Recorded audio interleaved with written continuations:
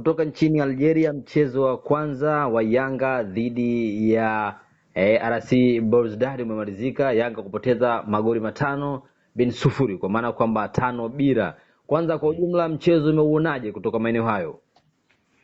Mchezo ulikuwa mzuri kwa pande zote mbili. Yaani inamaanisha CR Belouizdad pamoja na Young Africans kutoka Tanzania. Mchezo ulikuwa mzuri. Kila timu ilijitahidi kumiliki mpira, ilijitahidi take position. Yanga nao waliweza kudominate mpira kipindi cha kwanza vizuri kabisa. Walielekea kuamudu. Sijajua na hizi ni makosa tu ya yasiyoepukika hapa na pale kuziachia half space na nini. Kuwini second balls ndio kichopeleka Yanga kuweza kuumiza goli 3.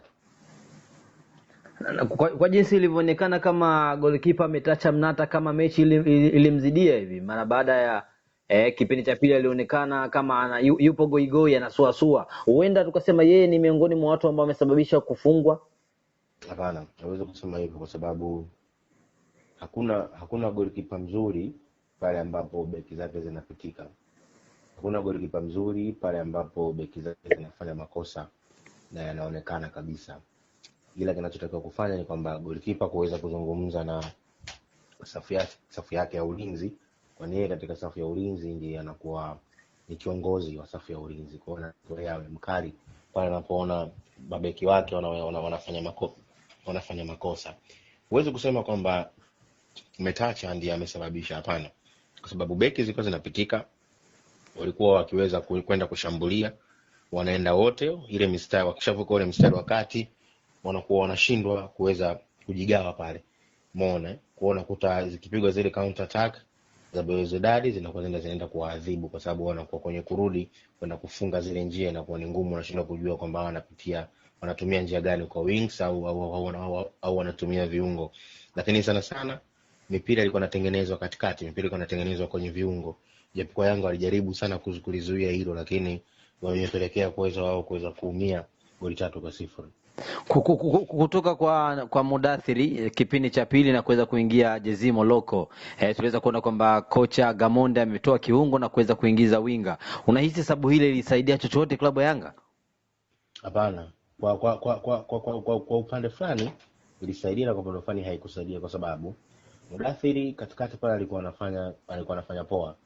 Sawa, lakini yeye alijaribu kutaka kutumia mawinga. Sawa, kwa sababu jamaa wale walikuwa wametawala pale katikati. Kwa hiyo anajaribu kutumia mawinga aone kwamba je, itawezekana, kwa sababu ndio maana ukaona amemwacha Aziz Ki full time mara baada ya kumuingiza Morocco.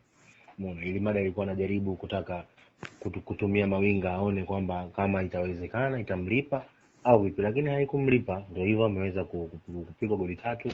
Lakini all in all mchezo ulikuwa mzuri kabisa. Yanga aliweza kuamudu, ila Yanga kosa kubwa ni finishing. Yanga walikuwa na faili kwenye finishing. Ukiona kama nafasi alipata Aziz Ki, akaja akapata Mudathiri, akaja akapata Mzize, nafasi ni nyingi wametengeneza nafasi nyingi sana, lakini wamekosa yule mtu wa finishing. Yaani wangempata mtu mwenye haiba ya Mayele, basi mimi na imani wangeweza kupata goli nyingi kidogo.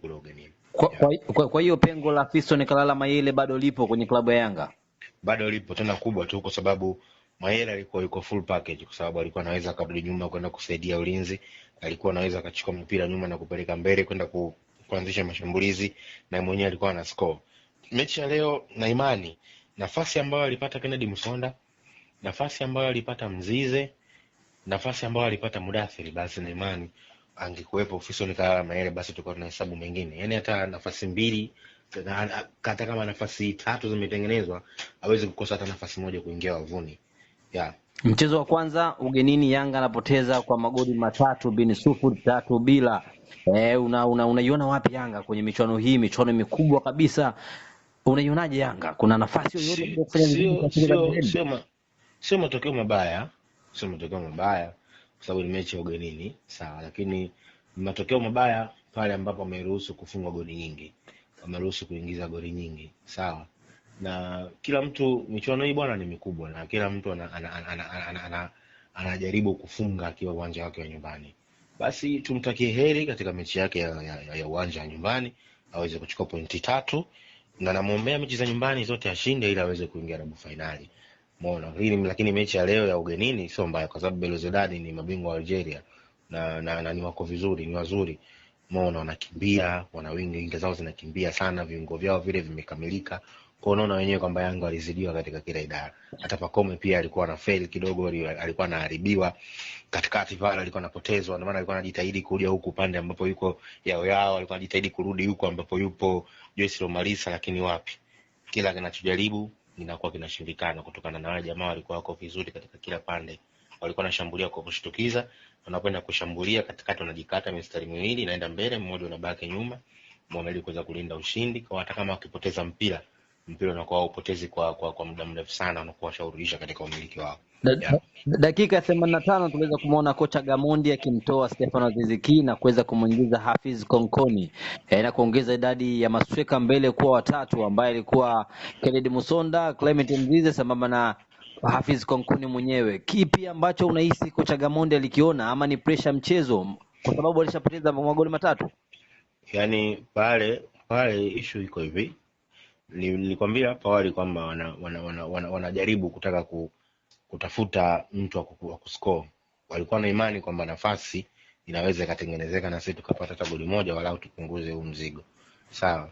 Kwa ndio maana wakamtoa nani Aziz Ki, wakamuingiza Hafiz Konkoni kusudi kwamba Mzize na Musonda wanarudi nyuma. Sawa. Wakisharudi nyuma pale anasimama Hafiz Konkoni pale mbele kabisa kama center forward. Kwa wao wote wanakuwa wanamtengea Hafiz Konkoni. Lakini ndio hivyo, katika hesabu yake na muda ambao wamefanya hiyo sabu, alikuwa amechelewa na ameshindwa kuweza kutengeneza nafasi. Light kama angeifanya hilo tokea hapo awali mapema kabisa, basi naweza ingekuwa imemlipa, kwa sababu Hafiz Konkoni analijua goli. Yeah. Kifupi kabisa tuzungumze kwa magoli yote matatu ambayo umeutazama, unahisi nani ambaye anatakiwa alaumiwe? Ule ni mchezo, hakuna wa kulaumiwa, bali ni viwango tu, kwa sababu timu ambayo ameenda kukutana nayo sio timu ya mchezo, ni timu kubwa. Sawa, ninacheza mpira vizuri na ni bingwa wa Algeria. Sawa, na sio mara moja. Kwa hiyo unaona kabisa kwamba ni timu ambayo iko vizuri kamilika. Nakumbuka hata Simba hakuweza kuambulia kitu pale katika ule uwanja ule. Unaona, si Simba alikuja kushinda uwanja wa nyumbani kama sikosei. Na nahisi kama alitolewa na alimtoa ya Belouizdad, alitolewa na Simba kupitia mechi ya nyumbani. Simba alishinda mechi ya nyumbani, kitu kama hicho, kama ndio kumbukumbu zako ziko sawa. Yeah. Kwa sio mtu wa mchezo.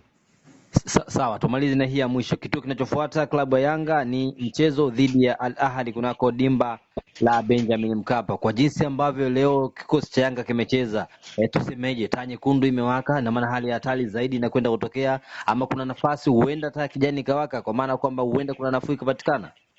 Al Ahly sasa hivi ni sio Al Ahly yule ambaye alikuwa anatisha. Umeona, Afsha sasa hivi sio Afsha yule. Umeona bana. Kwa hiyo Al Ahly sasa ni wa kawaida sana. Yaani ni wa kawaida, hawezi kutisha sana, na kwa mpira ambao Yanga anacheza, basi unaweza kukuta anachukua pointi 3 mbele ya Al Ahly hapo uwanja Mkapa. Neno lako la mwisho ni lipi kwa wanachama wapenzi